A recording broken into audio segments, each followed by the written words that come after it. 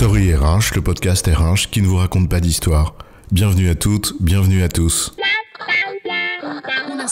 History is made of stories. Cet épisode est sponsorisé par Expérience 4 et le centre de recherche Holo 3 Réalité Virtuelle, vos partenaires réalité virtuelle pour des expériences immersives.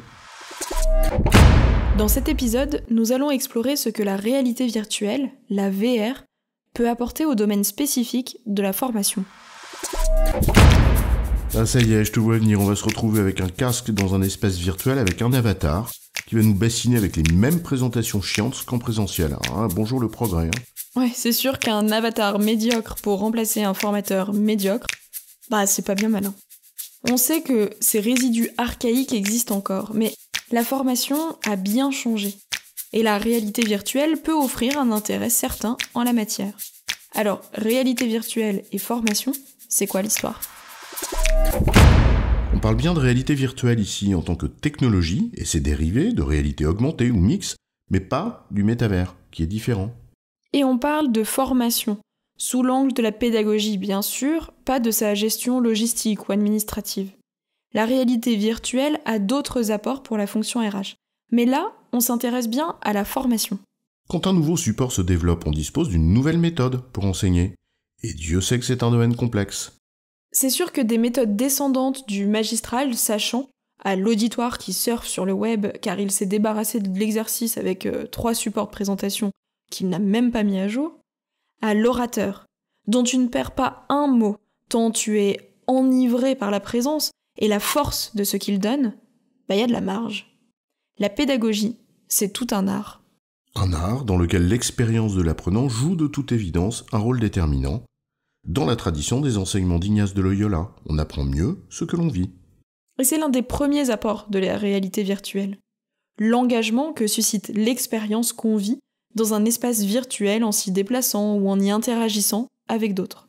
Quand tu te déplaces dans un entrepôt virtuel par exemple, et qu'un Clark est à 2 doigts de t'écraser parce que t'as pas respecté les consignes indiquées sur le panneau, la formation à la sécurité résonne autrement que le bréviaire des consignes récitées sur un ton monotone dans une salle sans fenêtre. La réalité virtuelle, comme son nom l'indique, offre en effet la possibilité de simuler les expériences de vie.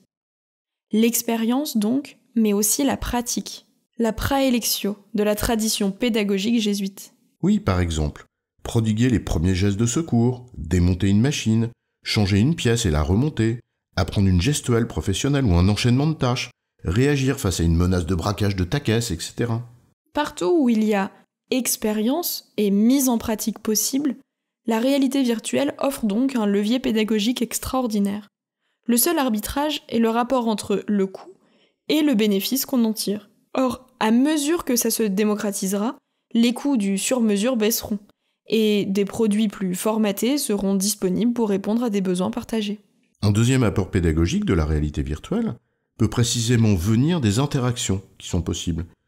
Oui, un avatar évidemment c'est un peu déshumanisant, mais justement, avoir un être humain devant soi, ça en galvanise quelques-uns certes, mais ça en tétanise d'autres. Or, simuler des interactions avec des avatars, c'est aussi désinhiber, ne pas se heurter au jugement, aux préjugés, à la peur de l'autre. Et donc, accepter de se lancer pour apprendre.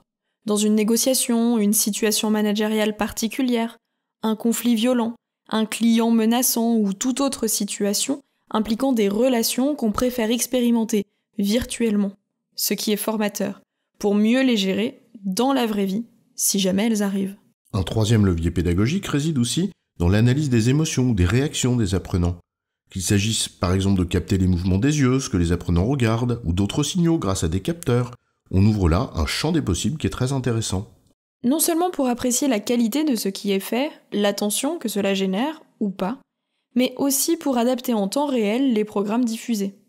Tiens, reviens à notre exemple de promenade virtuelle dans l'entrepôt.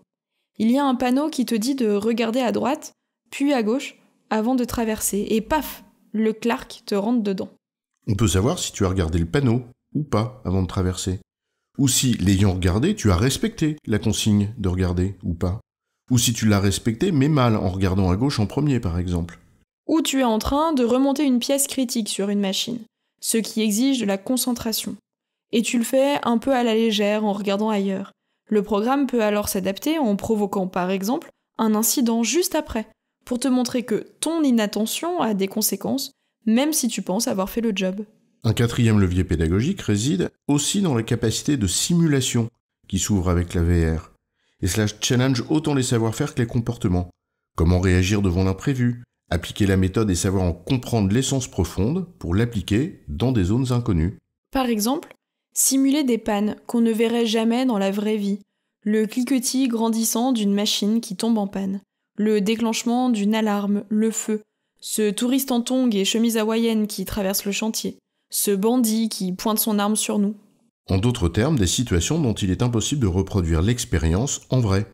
Or, dans cette situation immersive avec la réalité virtuelle, nous vivons l'incident, l'imprévu, ce braquage, par exemple, et nous en garderons une trace forte en mémoire. Je sais maintenant ce qu'est un braquage avec une arme de poing sur mon nez. Je l'ai vécu, virtuellement.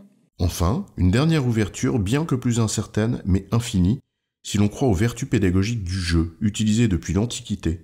Alors on a là un champ des possibles absolument gigantesque, et qui peut être d'une efficacité redoutable. Oui, tu as raison, et on peut compter sur la créativité des créateurs, qui est la seule limite en la matière. À part les budgets, bien sûr. Bon allez, c'est pas le tout, mais moi je vais faire un jeu avec mon casque, ça entraîne mes réflexes. En résumé, la réalité virtuelle trouve sa première utilité dans la formation, parce qu'elle permet de simuler mise en pratique et expérience, avec des interactions, y compris de façon ludique si on le veut, et qu'il s'agit là de principes forts, universels et immuables en matière de pédagogie. J'ai bon, chef ? Oui, tu as bon, mais on va pas en faire toute une histoire. Cet épisode est sponsorisé par Expérience 4 et le centre de recherche Holo 3 Réalité Virtuelle, vos partenaires réalité virtuelle pour des expériences immersives.